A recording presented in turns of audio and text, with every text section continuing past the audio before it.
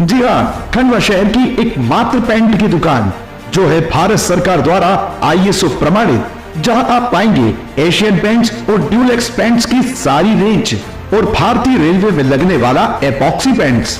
साथ ही हमारे यहाँ वाटरप्रूफिंग केमिकल की सारी रेंज उपलब्ध है और मकान में लगने वाले दीमक का काम भी किया जाता है। अधिक जानकारी के लिए संपर्क करें राजा पेंट्स, बॉम्बे बाजार, खंडवा। पूरा मामला क्यों ये हो रहा है?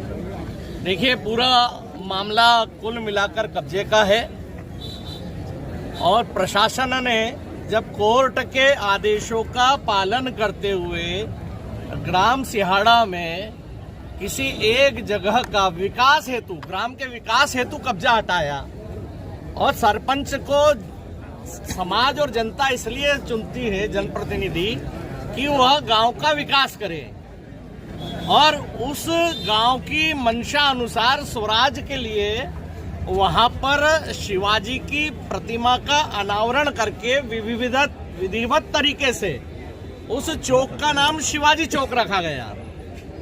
अब शिवाजी चौक नाम रखने के बाद योजनाबद्ध तरीके से कार्यक्रम के एक दिन पूर्व कुछ वहां के संगठित अपराधी योजना से कुछ युवकों को भेजते हैं, शिवाजी के सामने पटाखे उड़ाए जाते हैं और पुनः नारा लगाया जाता है, पीर बाबा चौक हमारा हुआ।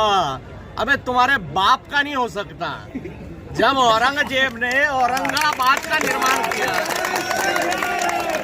स्थानीय शासन प्रशासन ने उसका नाम संभाजी नगर रखा। अब संभाजी नगर को कोई चैलेंज करेगा तो क्या प्रशासन उसे छोड़ेगा? बिल्कुल नहीं छोड़ेगा। प्रशासन ने उठाया, उनके नीचे डंडा डाला और जितने भी आएंगे इस प्रकार की हरकतें करने कि शिवाजी चौक को फिर से, अरे भाई तुम्हारा पीर बाबा बैठा है, जाओ अगरबत्ती लगाओ, पूजा करो, पाठ करो, खूब हिलो डुलो, तुमको किसी ने मना थोड़ी किया है। पर आप उसको फिर से शिवाजी चौक हो गया और इतने बड़े बहुसंख्यक हिंदू समाज को, जो कि वैधानिक तरीके से निर्णय लिया गया, उसको आप छिड़ाओगे। मतलब आपकी योजना है। और उसी दिन पास में गांव बरकराना में इसी भी प्रकार के असामाजिक तत्वों द्वारा एक शंकर की हत्या की जाती है। शंकर की बॉडी वहां पर न्याय के लिए पड़ी है। दूसरी ओर आप 6 किलोमीटर दूर पटाखे फोड़ रहे हो। दूसरे दिन आप वहां पर वैवाहिक कार्यक्रम भी जबरदस्ती कर रहे हो कब्जा करके। और यहाँ के बड़े बड़े जनप्रतिनिधि आ रहे हैं, चैलेंज दे रहे हैं, जिले को बुला लेंगे। अरे वाह यार, तुम जिले को बुला लोगे तो हिंदुओं ने क्या हाथ में चूड़ियां पहन रखी है क्या? पहन रखी है। अगर संविधान को अपने हाथ में लोगे तो सबसे पहले तो प्रशासन के डंडे से बच नहीं पाओगे। और वो जनप्रतिनिधि आके हमारे अपर कलेक्टर साहब को इस प्रकार की धौंस दे रहे थे जैसे कि प्रशासन के अलावा यहाँ पर समाज है ही नहीं। अरे भाई, समाज भी जिंदा है। तो जिस प्रकार कल हरकत यहाँ पर की गई, प्रशासन पर दबाव बनाने की हरकत की गई, डराने की हरकत की गई, हापला दीपला का नाम लिया गया। उस हापला दीपला में जहां हमारे कार्यकर्ता राजेश फूलमाले की जघन्य तरीके से हत्या कर दी जाती है। मतलब आप ऐसे अनेक राजेशों को मारने की वहां तैयारी कर रहे हो। आप हेमंत को राजेश बनाने की दोष दे रहे हो।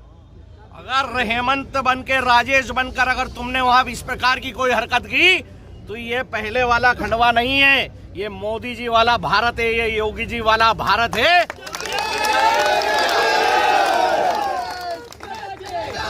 मुगालते में रहने की आवश्यकता नहीं है। प्रशासन के नियमों के अंतर्गत आते हुए एवं तुम जैसी क्रिया करोगे वैसी प्रतिक्रिया सिहाड़ा नहीं, पूरा खंडवा का हिंदू समाज देगा। इसलिए कायदे में रहोगे तो फायदे में रहोगे।